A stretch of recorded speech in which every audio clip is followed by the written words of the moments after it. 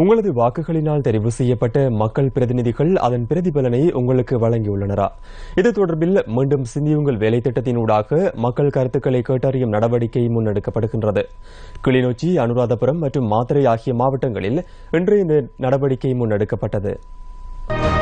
மீண்டும் சிந்தியுங்கள், உங்கள் வாக்கிற்கு பலன் கிடைக்கின்றதா?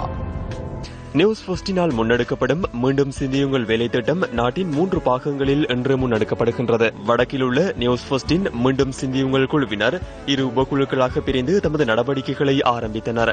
இந்த குழுவினரின் இன்றைய மக்கள் பணி கிளிநொச்சி உருத்திரபுரத்தில் ஆரம்பமானது.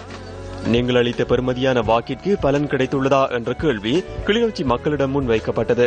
சிவநகர், சக்திபுரம், கணேசபுரம் ஆகிய பகுதிகளுக்கு நியூஸ் ஃபர்ஸ்டின் இந்த குழுவினர் தற்போது வரை சென்று மக்கள் கருத்துக்களை கேட்டறிந்துள்ளனர்.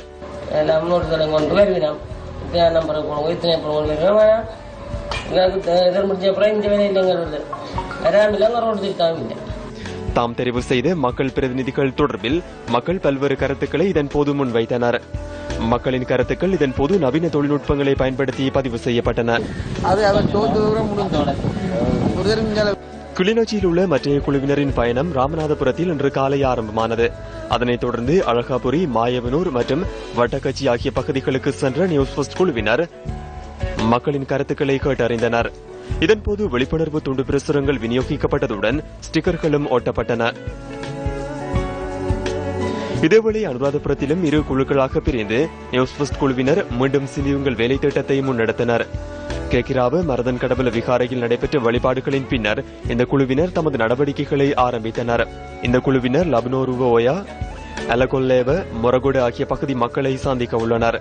விழிப்புணர்வு துண்டு பிரசுரங்கள் மற்றும் ஸ்டிக்கர்கள் விநியோகிக்கப்பட்டதுடன் மக்களின் கருத்துக்களையும் இந்த குழுவினர் கேட்டறிந்தனர். அனுராதபுரத்தில் உள்ள மற்ற குழுவினர் கலேன் பிந்துனுவ மகசன் ரஜமகா விகாரையில் இடம்பெற்ற வழிபாடுகளின் பின்னர் தமது நடவடிக்கையை ஆரம்பித்தனர்.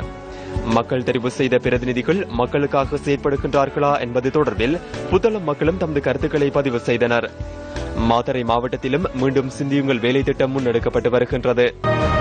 மீண்டும் சிந்தியுங்கள், உங்கள் வாக்கிற்கு பலன் கிடைக்கின்றதா?